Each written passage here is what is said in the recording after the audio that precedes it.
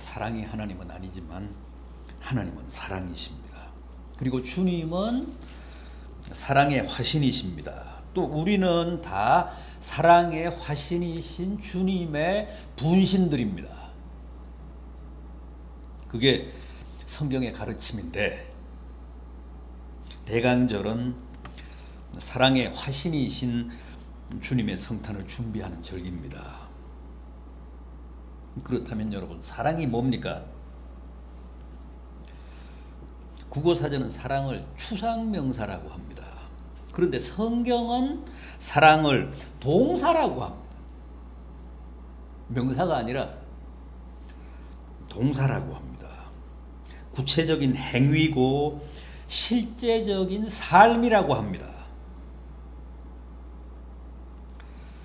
자, 그럼 사랑장인 오늘 본문이 가르치는 사랑에 대한 실천적인 규정들을 보면서 우리가 실제 어떻게 사랑하면서 사랑의 화신이신 주님의 성탄을 준비해야 옳은지를 한번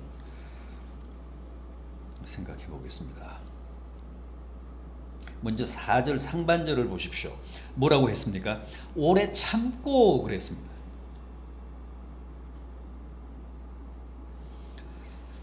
뜻밖이지 않습니까? 사랑을 얘기하는 고린도전서 13장 사랑장이 사랑에 대한 첫 번째 정의로 사랑은 오래 참는 것이라고 합니다. 짜릿한 것, 설레게 하는 것, 혹은 눈물의 씨앗이라고 하지 않고 오래 참는 게 사랑이라고 합니다. 그러니까 추상인이 무슨 감성인이 하는 것과는 얼마나 거리가 먼 현실적이고 아주 실제적인 규정입니까? 사랑을 이렇게 정의한 것은 아마 성경밖에 없을 거예요. 참는 것, 무슨 뜻이죠? 시간적으로는 기다린다는 의미고 질적으로는 견딘다는 뜻입니다.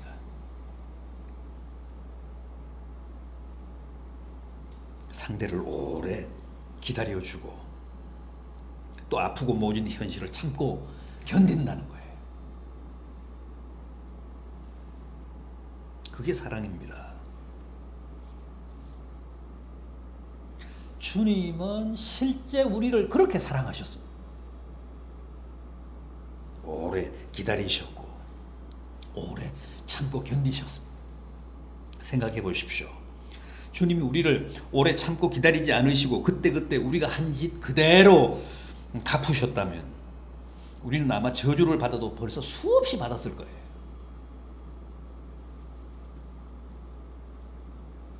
디모데전서 1장 16절은 내가 긍휼을 입은 것은 그리스도 예수께서 내게 먼저 오래 참으심을 보이셨기 때문이라고 했습니다. 베드로 후서 3장 9절은 하나님이 우리를 오래 참으사 아무도 멸망치 않고 다 회개하기에 이르기를 원하신다고 했습니다. 또 골로새서 3장 12절은 하나님이 택하시고 사랑하신 자처럼 오래 참음을 옷 입으라 그랬습니다. 오래 참는 사랑, 오래 기다리고 견디는 사랑이야말로 우리 그리스도인들이 실천해야 할 가장 아름다운 사랑이라는 사실 잊지 마시기 바랍니다. 막연한 사랑을 얘기하지 마십시오. 감상적인 사랑, 낭만적인 사랑, 무슨 추상적인 사랑을 얘기하지 마십시오. 오래 기다려주고 오래 견뎌주는 게 사랑입니다. 남편에 대해서도 아내에 대해서도 오래 참고 기다리시고 자녀에 대해서도 오래 참고 기다리시고 이웃에 대해서도 오래 참으시고 더 많이 더 오래 기다리십시오. 주님도 나를 그렇게 참아주셨습니다. 주님은 지금도 나를 그렇게 참고 계십니다. 그게 성경이 말씀하는 진정한 사랑이고 특히 이 대강절에 우리가 꼭 실천해야 할 사랑이라는 것 잊지 마시기 바랍니다. 다음은 뭡니까? 온유한 것. 온유한 게 사랑이라는 겁니다. 온유가 뭡니까? 남에게 따뜻하고 부드럽게 대하는 것. 그게 온유입니다. 이것도 구체적이고 실제적이지 실천적이지 절대 막연한 말이 아니지 않습니까? 추상적인 정의가 아니잖아요. 사랑에 대한. 견디고 참는 게 소극적인 사랑이라면 이 온유란 남에게 따뜻함과 부드러움을 베푸는 것 보다 적극적인 사랑, 보다 능동적인 사랑입니다. 그렇습니다. 우리는 단지 오래 참고 견디는 것만이 전부가 아니고 참고 견디는 것만으로 내 할 일 다 했다고 말해서는 안 되고 남에게 온유해야 합니다. 주님 보십시오. 마태복음 11장 28절입니다. 나는 마음이 온유하고 겸손하니 나의 멍에를 메고 내게 배우라. 주님은 오래 참고 기다리시는 분이셨을 뿐만 아니라 온유한 분이셨습니다. 중세 여러 성화들을 보면 화가들마다 주님의 모습이, 주님의 얼굴이 다 다릅니다. 그런데 한 가지 공통점이 있죠. 그게 뭡니까? 주님의 이미지가 다 온유하다는 거예요. 발끝에서 머리끝까지 온유합니다. 그렇게 주님의 모습이 따뜻하고 부드러울 수가 없습니다. 아마 실제 모습이 그랬을 겁니다.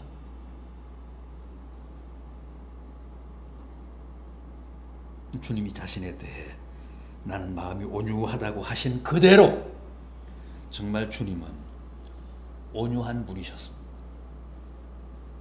그래서 우리 믿는 자들도 다 주님처럼 온유해야 합니다. 온유가 사랑입니다.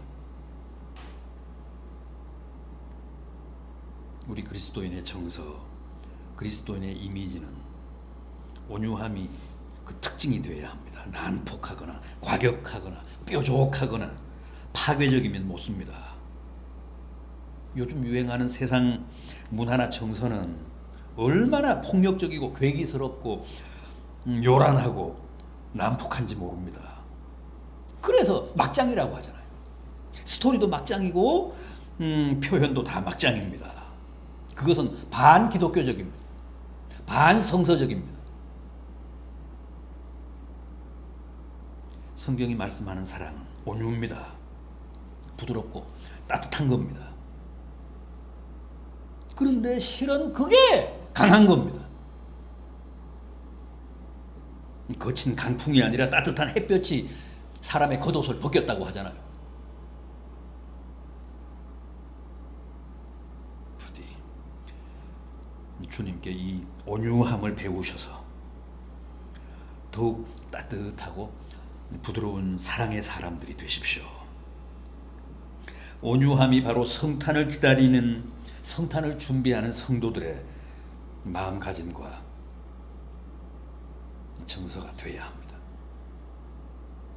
하나만 더 보겠습니다. 시기하지 않는 거라고 합니다. 사랑은 시기하지 않는 거다. 시기, 젤로이, 이 말은 투기, 질투라는 말입니다. 헬라어 사전을 보면 타인의 성공이나 명예, 행복을 보면서 마음이 상해 분노가 끓어오르는 상태, 그게 젤로입니다. 그게 시기입니다. 세상적인 사랑이나 인간적인 사랑에는 반드시 이 질투심, 투기심이 수반이 됩니다. 그런데 성경이 말씀하는 사랑에는 결코 젤로이, 이 투기, 질투가 용납되지 않습니다. 야고보서 3장 14절입니다. 시기와 다툼은 위로부터 온 것이 아니요 세상적이요, 정욕적이요, 마귀적이라고 했습니다. 최초의 살인자인 가인도 불같은 투기심, 시기심 때문에 동생 아벨을 살해했습니다. 요셉도 형제들의 시기심 때문에 배신당했고 노예로 팔렸습니다. 사울 보십시오. 다윗을 투기해서, 질투해서, 시기해서 7번이나 그를 죽이려고 했습니다. 그러나 이런 시기심이 없었던 사람도 있었죠. 사울의 아들인 요나단입니다. 그는 왕자입니다. 조금만 더 있으면 왕위에 오를 사람입니다. 그러나 그의 친구 다윗이 백성들의 폭발적인 지지와 인기를 얻으며 하루아침에 자기의 경쟁자로 떠올랐습니다. 등장했습니다. 그럼에도 요나단은 결코 다윗을 시기하지 않았습니다. 자기 아버지 사울과는 달랐습니다. 그게 어떻게 가능했을까요? 사무엘상 20장 17절은 이렇게 말씀합니다. 요나단이 자기 생명을 사랑함같이 다윗을 사랑하였더라. 요나단에게는 다윗에 대한 진정한 사랑이 있었기 때문에 그를 시기하지 않았다는 겁니다. 이게 참 사랑입니다. 또 한 사람은 신약의 세례 요한입니다. 어제까지는 자기를 따르던 많은 사람들이 오늘은 다 예수님께로 몰려갔습니다. 심지어는 자기 제자까지도 예수님의 제자가 되기 위해 자기를 버렸습니다. 떠났습니다. 그런데도 세례 요한은 요한복음 3장 28절 이하를 보면 이렇게 말합니다. 신부를 취하는 자는 신랑이나 서서 신랑의 음성을 듣는 친구가 크게 기뻐하나니 나는 이러한 기쁨이 충만하노라. 그는 흥하여야 하겠고 나는 쇠하여야 하리라. 이렇게 참된 사랑은 결코 남을 시기하지 않습니다. 오히려 세례 요한처럼 남이 잘 되는 것을 기뻐해주고 자신의 분수를 냉정하게 직시합니다.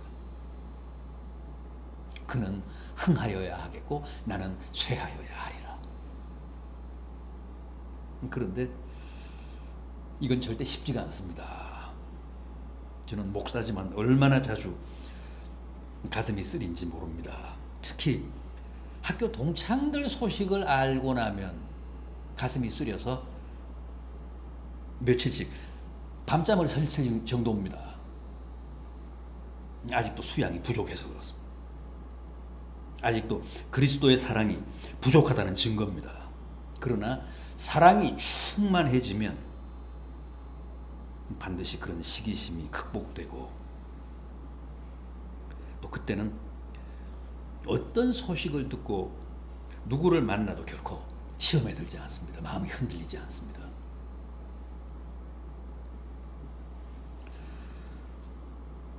여러분, 주님의 성탄을 기다리며 준비하는 기간인 이 대강절에는 질투심, 시기심을 발동하기보다는 진정으로 남을 축하해주고 축복해주며 자신을 더욱 겸허하게 비웁시다. 남의 성공이나 행복을 부러워하고 시기하고 질투하는 마음, 복잡하고 잡다한 감정으로 가득 차 있는 마음에는 결코 주님이 성탄하실 수 없습니다. 그런 질투를 깨끗이 비운 마음에 주님이 새롭게 성탄하십니다. 모두가 진정한 사랑을 실천하시고 구현하셔서 그야말로 사랑의 화신이신 주님의 성탄을 다 가슴으로 뜨겁게 체험하는 복된 성도들 되시기를 진심으로 기원합니다. 기도하시겠습니다.